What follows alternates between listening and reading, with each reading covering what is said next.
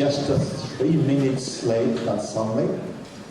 The next paper, which is entitled Analysis of HRADS adsorption by Maglara, Kaminsky, and Connor, will be delivered by Professor Connor for the Department of Chemical Engineering, University of Massachusetts in Amherst, USA.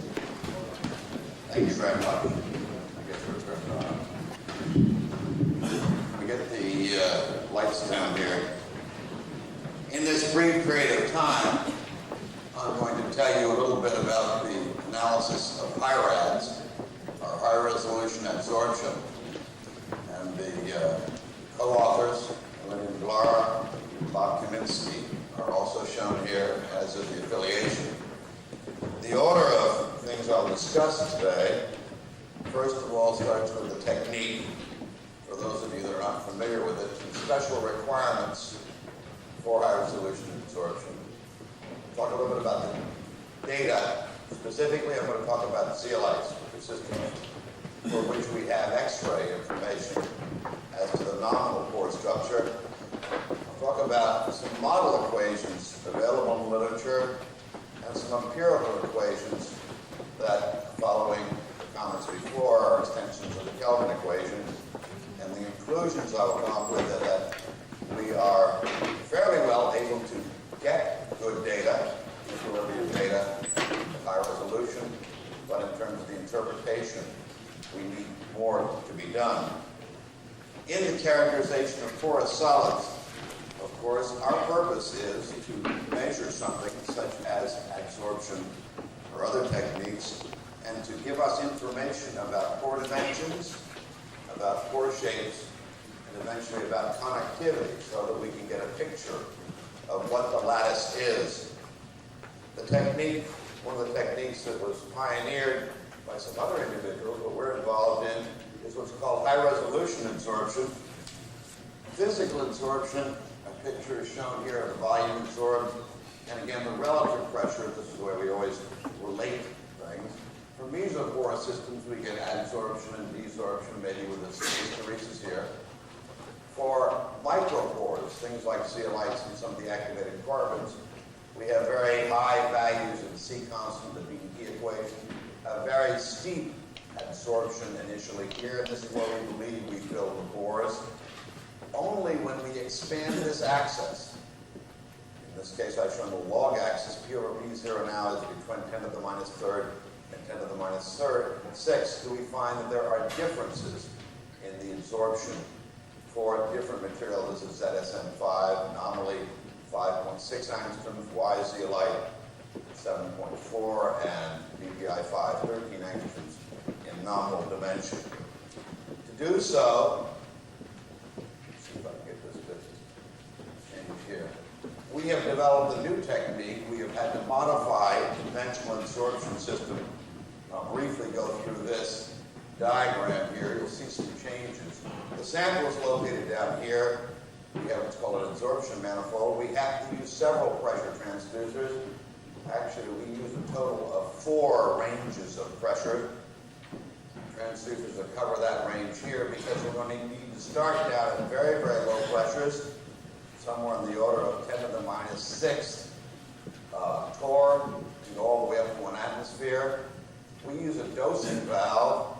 The dose is a small volume, constant volume here, and the way we vary the amount in that is by varying the pressure. So we use an inlet manifold here that can be set anywhere from 10 to the minus 5th in total pressure all the way up to 1 atmosphere. And by varying this and dosing this over the sample, we can change the increment size. You'll also notice that I have fairly large indication of tubing here. We actually use 3/4 to 1 inch tubing for the system all the way up just before the sample. The reason for this is because we want to have a very efficient pumping system. If you use 1/4 inch tubing for these, from the high vacuum system all the way to the adsorption manifold, it will take you days to pump out a system down to the pressures that we need to start the experiment. This is a picture of the equipment briefly here. The sample's located here. We do have a stopcock here. We don't always use a stopcock. We also use a metal stopcock. All of this manifold system here is the same as you would use if you were using very ultra-high vacuum. They're all capable of going down to 10 to the minus 10. The absorption part of the system is here. This is one of the pressure transducers. There's another one located here. Let's see if I can switch it. From the top, this is the absorption. This is that manifold we use, approximately 300 cc's. This can go down very low vacuum, and it can vary the pressure in here, again, between anywhere 10 to the minus fifth. Total pressure, the dosing system is between two valves shown here. These are all very, very high vacuum valves, and the vacuum system is back here, including a turbomolecular pump and a mass spectrometer is attached to the system, so we can monitor what's adsorbing and desorbing at the same time. One thing we do is we vary in these studies the amount adsorbed and the time between the increments of absorption. Matter of fact, we vary the amount by several orders of magnitude during the experiment, and the time by several orders of magnitude over 30 minutes between points, up to an hour between points initially. And as we approach to the higher pressures, we use less time and we put larger samples. This way we can actually get isotherms that have points spread out fairly nicely on a log plot, which if there were equal increments would not be. So in summary, the conditions for the physical absorption with micropores, you need to have a range of pressures covering over 6 orders of magnitude in pressure. The increments need to vary by over an order of magnitude. We use over 2 orders of magnitude. The time between measurements have to vary by over an order of magnitude. So the requirements are in terms of the equipment, and we use high vacuum equipment, the equivalent thereof, and the procedures over which they are run. Some things I won't talk about right now, but one thing I'll talk about in interpretation just briefly. Pore volumes and surface areas are often quoted for microporous material. They are not valid. They should not be quoted for microporous material. Take an example here of argon at 2 different temperatures. Argon here, argon here.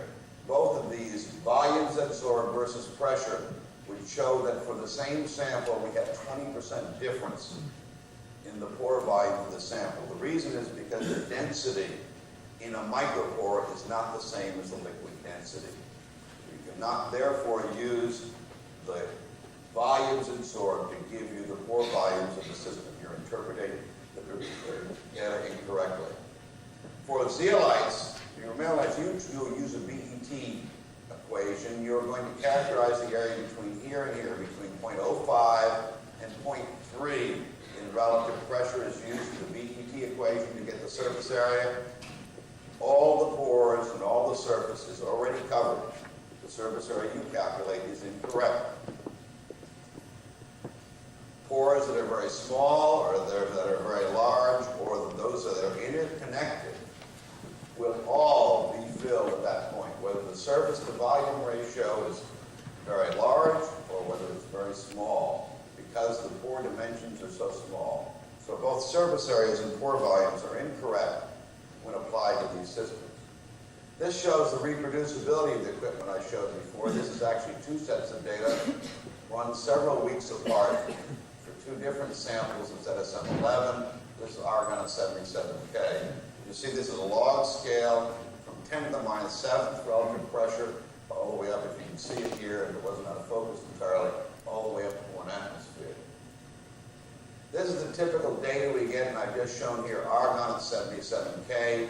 These are the absorption isotherms for a variety of different zeolites, from BPI5, the largest, aside from cloverite, the largest we can get very good reproducible data from, ZSM11, 5A, 13X, Y, zeolite shown here, zeolite T. This is not all the ones we had, but a good fraction, not a good fraction number. Again, this is argon at 77K, the isotherm. The question is, how does one interpret this data in terms of the pore dimension? What you should notice, first of all, is that the real data shows that we are absorbing in one pore system let's just take ZSM 11 here, over 1 order of magnitude in relative pressure. So the breadth of the distribution is fairly wide. Interpretation that we normally use is we say for 1 dimension of a pore, we will get adsorption at 1 point. This will not occur in microporous material. Indeed, we'll get a densification. We will get effectively material that is densified within the lattice at a lower pressure, and then as we go up and fill the pores, we will find that there is a tail, and that is because we actually have a variation of density as we increase the pressure within inside the zeolite. And this needs to be accounted for. The equations that are commonly used by some of the equipment, automatic equipment that you see upstairs, are sometimes the Horvath-Kazoe model that was developed for slit-like pores. And this is the equation here with several variable constants that are in this. This is the relationship between P over P0 here and the dimensions of the pore. And this is the equation you would have to analyze. The other one that is in the literature is the Sato and Foley model, the spherical pore or cylindrical pores. Again, we have to end up with infinite series here that you have to solve to relate the dimensions of the pore, radius of the pore, to log P over P0. We tried 2 equations or modifications of a Kelvin equation to see if they would give a similar fit to the data. First of all, we'll see if these equations can represent this data, and if they can, then you would not have to do all these calculations to see what that relationship is. And the other thing you could do is, could these fit the real data as well or better than these more extensive mean field approximations of the potential inside the pores. The 2 equations we used were log P over P0, and all I've done here, this is the Kelvin equation. Instead of 1 over the radius, I've had 1 over the radius minus delta. One of the reasons for this is because the radius we get from X-ray is, of course, a lattice dimension. Unless you know the size of oxygen and or silicon in that lattice, you don't know what the real radius of the pore is. So maybe we have some uncertainty in terms of the radius of the pore. Maybe one constant would enable us to vary that. The other possibility, of course, is as we get to small pores, the term surface tension here would have to be modified, and Melrose had suggested this in the literature. The expression we used, again, is for a single constant, delta, to look at the variation in the surface tension as we come to smaller pores. Both of these equations become the Kelvin equation as R becomes large. So we just look at a small variation or modification to R, either R minus delta here or R minus delta here. As R becomes large, delta it becomes insignificant, and these become exactly the Kelvin equation in both cases. So first we will compare this data. This is the Kelvin equation shown here, the regular Kelvin equation here. This is for micropore sizes, and this is for P over P0. Both the cylindrical model here and the slit-like model show a larger variation for a given size than does the Kelvin equation. That's the standard Kelvin equation. So this is the way that the variation. This is in the series. This is not an artifact. This is something that is actually in that representation by Sato and Foley for the particular relationship between P over P0 and R.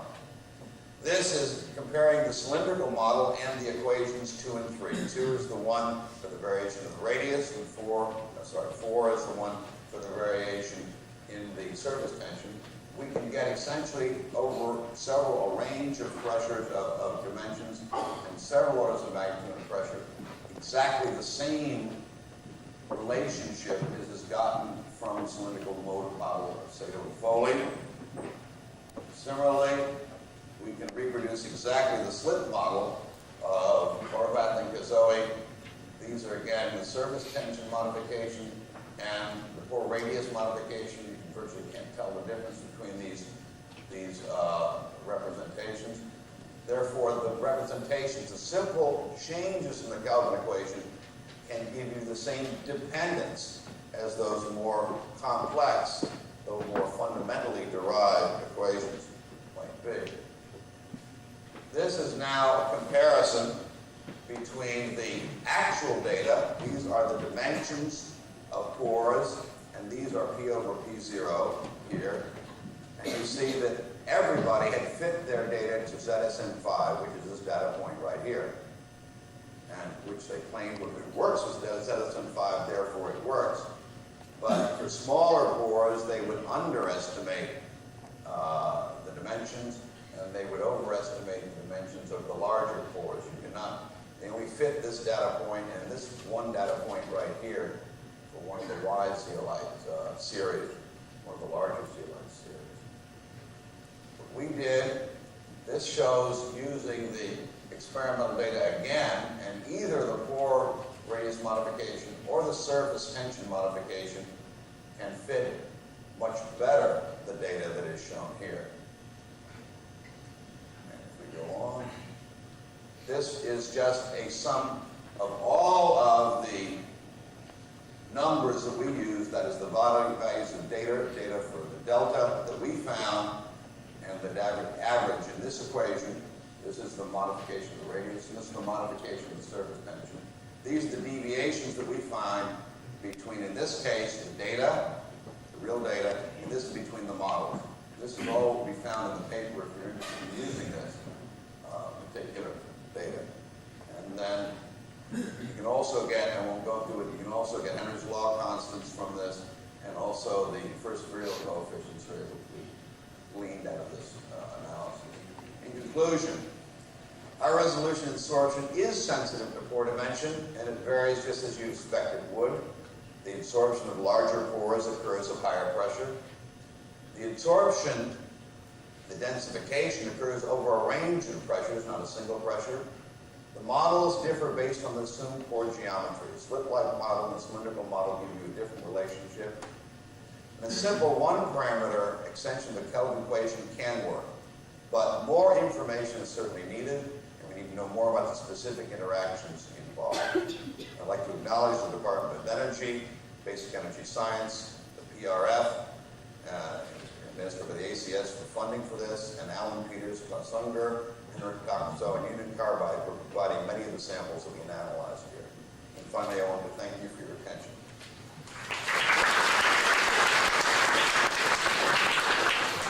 Thank you, Professor Connor. There would be time only for one question. Yes. So, you have time in any case to think of your questions. We shall have a discussion time later. Thank you.